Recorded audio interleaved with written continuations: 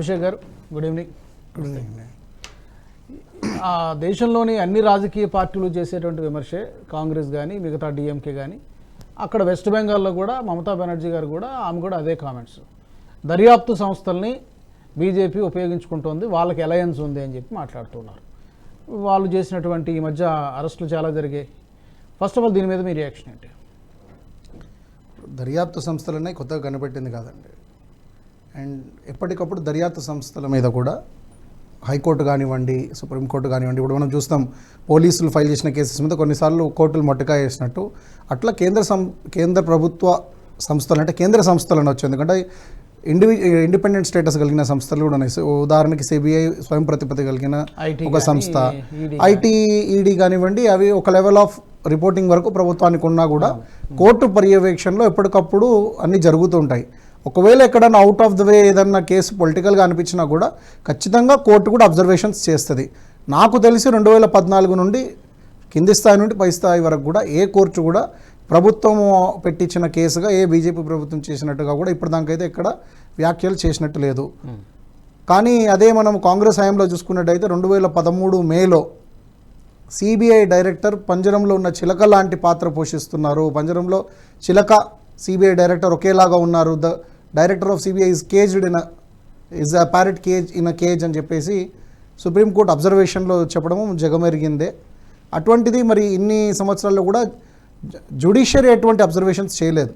ఇవన్నీ politically motivated statements తప్ప వాటిని పెద్దగా సీరియస్గా తీసుకోవాల్సిన అవసరం లేదు. అదే సమయంలో ఈ సంస్థలు వెళ్ళి ఎక్కడన్నా చేతులు కాల్చుకున్న సంఘటనలు ఉన్నాయా? కక్షపూరితంగా వివరించారంటే బనాయించిన కేసులోని ప్రైమా ఫేసి తెలిసిపోయే కేసులు ఏమన్నా పెట్టి డిస్కార్డ్ అయిన సందర్భాలు ఉన్నాయా? లేదు. పోనీ అక్కడ జరిగే ఇన్సిడెంట్స్లో ఎటువంటి ఆధారాలు దొరకట్లేదా అంటే ప్రైమా ఫేసి ఎవిడెన్సెస్ ప్రతి చోట దొరుకుతున్నాయి. అంటే ఆ పర్సన్ పొలిటికల్, ఆ పర్సన్ మీడియా, ఆ పర్సన్ ఇంకేదన్నా చూడకుండా వారికి వచ్చే ఇంటెలిజెన్స్ బట్టి జనరల్గా సరే మీరు అంటున్నది కరెక్టే. అక్కడ తప్పు జరగకపోతే భయం ఎందుకు? నిజమే, అంతే. తప్పు జరగకపోతే నిజాయితీ నిరూపించుకోండి. ఇంకొక ప్రతిపక్షాల నుంచి వచ్చేటువంటి ప్రశ్న ఏంటంటే, సరే విపక్షాల నేతలందరి మీద కేసులు పెడుతున్నారు, ఎంతమంది బీజేపీ నాయకుల మీద దాడులు కానీ లేకపోతే జరిగాయని అడుగుతున్నారు.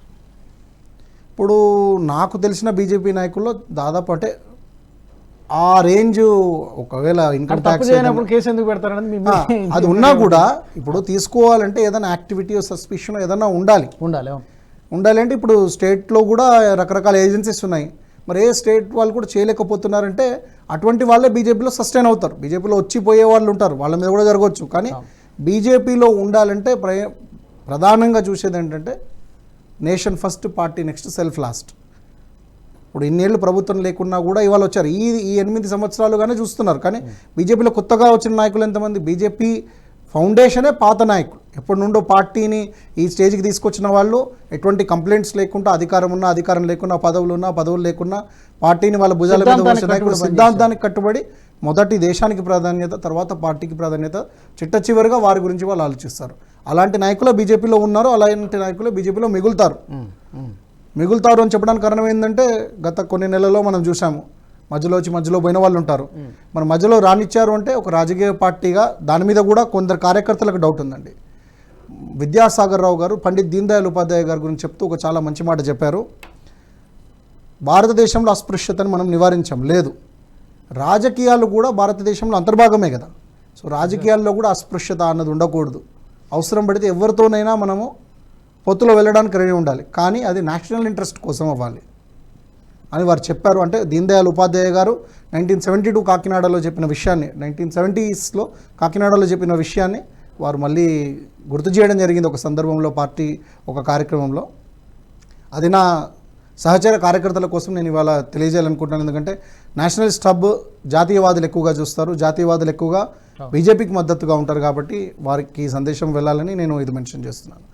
అందులో భాగంగానే పీడీపీ అన్న పార్టీతో బీజేపీ కశ్మీర్లో పొత్తులోకి వెళ్ళడము, అప్పుడు చాలా విమర్శలు వచ్చాయి. కానీ అర్థం చేసుకుంది ఏంటంటే 370 తీయాలంటే అక్కడి గ్రౌండ్ రియాలిటీని మనం అర్థం చేసుకోవాలి. గ్రౌండ్ రియాలిటీని అర్థం చేసుకోవాలంటే అక్కడి ఎంటైర్ ఒక డార్క్ గవర్నమెంట్ నడిచింది. అంటే కేంద్ర ప్రభుత్వానికి ఎటువంటి జవాబుదారీ లేని, పారదర్శకత లేని ఒక ప్రభుత్వం అన్నది నడిచింది. సో మనకు ఇంటెలిజెన్స్ రిపోర్ట్స్ ఏమున్నా కూడా వాస్తవిక పరిస్థితి, గ్రౌండ్ పరిస్థితి తెలుసుకోవడానికి ఆ రోజు ఆ కూటమి ఎంతో దోహదపడింది.